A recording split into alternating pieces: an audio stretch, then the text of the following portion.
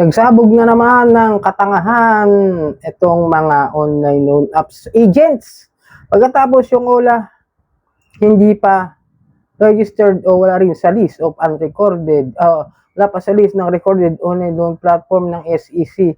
So sa video ito, pag-usapan natin yung mga kabubukan nito, mga pagiging tulongges, no? Pero bago ang lahat, maglalambing po muna ako sa inyo na pakipollow po ang aking mga social media account ng Facebook, TikTok at ang aking YouTube channel. Ito nakatulong sa inyo ang video ito. Makalaking tulong din po ang inyong pag-like. Ang laking tulong din po ang pag-share. At para updated po kayo sa mga usapang online lending apps, ay pakihit lang po yung notification bell sa ating mga social media. At disclaimer, hindi ako naghihikayat na mangutang kayo sa mga OLA. At hindi po ako OLA promoter, hindi po ako OLA agent, hindi rin po ito sponsored. Ako po mismo sinusubukan ko reviewin o silipin kung ano ang proseso ng pagpapautang ng mga OLA at yung proseso ng kanilang paniningil para magkaroon ako sa inyo ng shared deal experience sa kanila na maibabahagi ko sa inyo para magkaroon na kayo ng tamang expectations dito sa mga OLA. Okay, ito po kasi nakita ko lang sa mga Facebook pages OLA Victims Community Group. Okay, so sabi, saan po kita pwede makausap? Sa cellphone o sa social media regarding sa utang mo, or kundi pa rin yung mga binigay mo na lang po na contact reference ang tatawagan ko para ma-reach out ka. Ayon dito kay GZ Len, loan tayo, Pesomate Yulen. Ulitin ko ha, yung mga yan, hindi ko nakikita sa list of recorded online loan platform ng SEC. Tapos may sumunod pa, good day.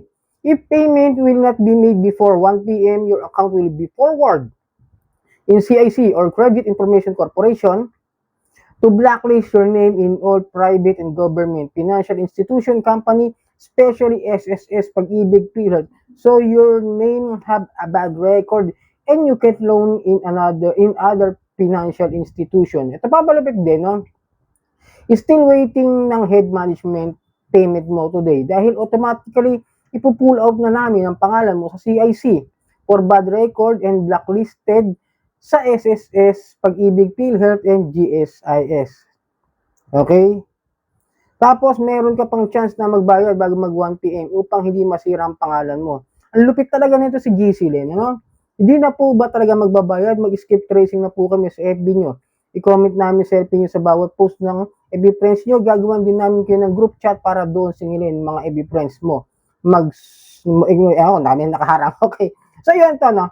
Linawin natin itong binanggit nila na before 1 p.m., your account will be forwarded in CIC. Tandaan nyo, katangahan na naman yan. Hindi naman po agad-agad nagpo-forward. Sa pagkakaalam ko, hindi naman agad-agad napo-forward yung yung isang online loan apps o yung isang lending company sa CIC. Parang, alam ko, monthly sila. Hindi yung porket sinabi niya na ngayon, hindi ka magbayad, automatic forward ka na kagad. Hindi po yun ang pagkakaalam ko o yung pagkakaunawa ko about sa CIC. And then, tandaan nyo ha, hindi yan agad, 1 p.m., hindi lang nakapagbayad, doon na kagad, bad record na. May monthly yan, may monthly yan sila mag-forward yun. Pagkakaunawa ko din, ito pa yung malupit na sinabi nila. No? Na taon-taon na lang, laging binabanggit na mabablacklist ka sa mga private and government financial institution like the SSS, Pag-ibig. Ito pinakamalupit. Mabablacklist ka sa PhilHealth. Tanong, nagpapautang ba yung PhilHealth? Tangahan nyo pa. Para mas magandahan na. Para mas matawa pa ako ng gusto. Tangahan nyo pa, no, mga OLA agent, no? Yung mga OLA na katulad nitong GZ Len. Hindi ko nga kayo nakita sa submitting entities ng CIC. Pagkatapos sasabihin nyo, magpo-forward o magre-record ka agad kayo ng report diyan sa CIC, tangahan niyo pa, dagdagan niyo pa yung katangahan ninyo. Nagsabog ang Diyos sa langit ng ulan ng katangahan, sinalo nyo. Hindi man lang kayo nagpayong. No? Linawin natin, ha? Ulitin ko si GZ Len, loan tayo, Pesomate Yulen, hindi ko nakita sa SEC list of recorded online loan platform. So, it means they are fly-by-night.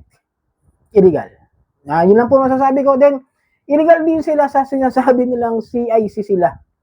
Yung CIC, ulitin ko, yan lamang po ay isang data saver ng mga record natin. Kung tayo hindi nakakapagbayad ng utang at sila ay walang pakialam kung hindi kayo makabayad. Ang hangganan lang nila, i-save lang yung ating record. Oy, may utang ka kay ganito, may utang ka kay ganyan, may utang ka ganito, ito lang nabayaran mo, at bababa ang iyong credit score. At magiging batayan ng ibang mga lending o financing and then banks para isipin nila kung ikaw ay okay ba ang financial situation mo. Kung wala ka bang utang, kung baon ka ba sa utang, at kung ikaw ay may maayos na standing o credit score standing. Yun lang po ang pwede nilang gawin. At hindi sila pwedeng gamitin. Sila mismo nagsabi ang CIC na hindi sila nakikialam sa utang ng mga financing, lending, at even the online loan apps doon sa mga borrower at sa mga lender. Ulitin ko ha, hindi sila mediator. Hindi sila tagapamagitan, sabihin, pag hindi nagbayad, sabihin mo sa amin, pupuntahan namin yan, di ba? Ganun, no? At ang katangahan pa nito mga to, no? Saan kita pwedeng makausap? Sa cellphone o sa social media? Total, andyan naman na kayo, hinahanap nyo sila. Bakit hindi nyo puntahan doon sa address na ibinigay nila gamit yung ID? Example ako, mostly, ginagamit ko UMID, no? Kaya gas-gas na yung UMID ko eh. At alam na sigurado ng mga OLA kung ano yung address ko, no? Tapos may permanent address. But still, kung talagang kayo ay mas sidhi o mas sugid na gusto nyo talagang maningil, puntahan nyo. Kaya ang nangyayari kasi, inuunahan nyo na ng pananakot, ng pagbabanta, ng panghaharas. Kaya hindi nyo mapuntahan. Diba? Eh, kung nasa NCR lang naman yung tao, bakit hindi? At kung kayo, nandito lang naman sa Pasig, Pasay, Quezon City. Diyan lang naman madalas sa mga opisina ninyo, no? Makati, meron din diyan. Pagkakaalam ko, sa Taguig, meron diyan, no? Dito lang naman kayo sa NCR.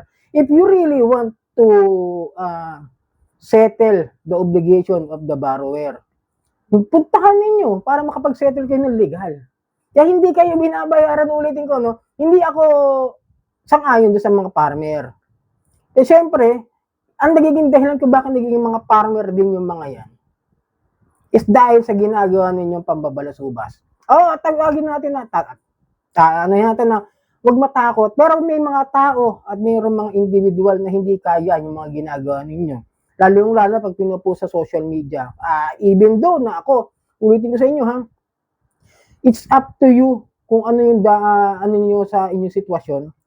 Kung di nyo talaga kaya, mag-report na lamang po kayo sa mga ahensya ng gobyerno. Itong si CIC, ano yan eh, labas na si ano dyan, pwede lang kayo mag-report dahil ginagamit sila na pagbabanta, na ginagamit sila as in sa paraan ng paniningil ng utang, lagi silang ginagamit. Yun lang po natin i-report kay CIC. And then kung nilalabag yung mga data privacy, like the contact reference o yung mga contact na hindi naman natin binibigay, is the National Privacy Commission. Harassment sa death threats, mga threats na binibigay niya, pagbabanta, it's on the PNP and the NBI. I'm not sure kung pa ako, okay pa. Kasi wala na si Sir Winston, nag-resign na, at si Atty. Gilbert Cruz ay nasa ibang ahensya na. And don't know, wala na akong ideya about sa PAO ngayon. So, yun na lang po masasabi ko sa inyo. Kung gusto nyo mag-report sa PNP Anti-Cybercrime at sa NBI Anti-Cybercrime, o kaya sa mga pinakamalalapit na mga lugar ninyo na may mga presinto na mayroong Anti-Cybercrime Department po. So, yun, sana nakatulong ang video ito. Tandaan nyo, hatangahan nyo pa. Please lang! Mas nakakatawa. So, sana kung nakatulong video, follow lang po ang aking mga social media account. Facebook, TikTok at ang aking YouTube. Marami pong salamat sa uulitin.